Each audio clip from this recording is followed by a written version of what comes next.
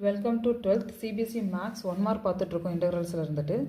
So இந்த கொஷின்ஸுக்கு answer எப்படி பண்ணலான்னு பார்க்கலாம். ஸோ கிவன் கொஷின்ஸ் நான் எடுத்து எழுதிக்கிறேன். Integration of 0 to 1 e power 2 minus 3x into dx. So e பவரில் ஒரு கட்டாமல் ஈயை வந்துட்டு நம்ம செப்பரேட் பண்ணி எழுதுகிறோம் பவரை. So integration of 0 to 1 e power 2, எப்போயுமே பவரை நம்ம ஸ்ப்ளிட் பண்ணால் நம்மளுக்கு மல்டிபிள் வரணும்.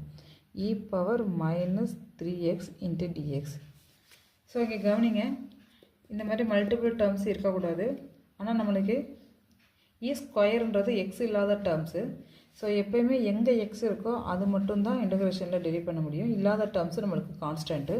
ஸோ அப்போ இ ஸ்கொயர் நம்மளுக்கு கான்ஸ்டண்ட்டாக நீங்கள் தூக்கி வெளியே எடுத்துடலாம். இ square integration of 0 to 1 and e power minus 3x into dx. So formula e power ax into dx formula என்ன வரும்? e power ax and divided by x ஓட என்ன மல்டிப்ளா இருக்கோ அதை அப்படியே டிவைடில் எழுதிடுங்க. ஸோ e ஸ்கொயர் அப்போ நம்மளுக்கு என்ன ஆகும்? e power minus 3x divided by with சைனோட அப்படியே டினாமினேட்டரில் மைனஸ் 3 and 0 to 1. மைனஸ் 3ன்றது இங்கே கான்ஸ்டன்ட், அதை வெளியே கொண்டு வந்துடலாம். அப்போ e square divided by minus 3 e power minus 3x 0 to 1.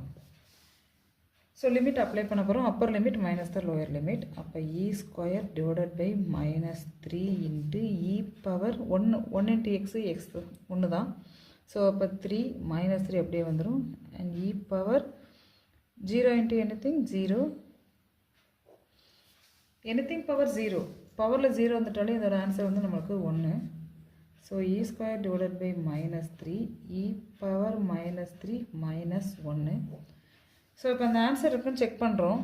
ஆனால் நம்மளுக்கு இந்த ஆன்சர் இல்லை. ஸோ உடனே நீங்கள் நன் ஆஃப் திஸ்ன்னு போட்டக்கூடாது. இதை சிம்பிளிஃபை பண்ண முடியுமா அப்படின்றத நம்ம செக் பண்ணணும். ஸோ இ பவர் மைனஸ் 3 அப்போ நம்ம என்ன செய்யலாம்?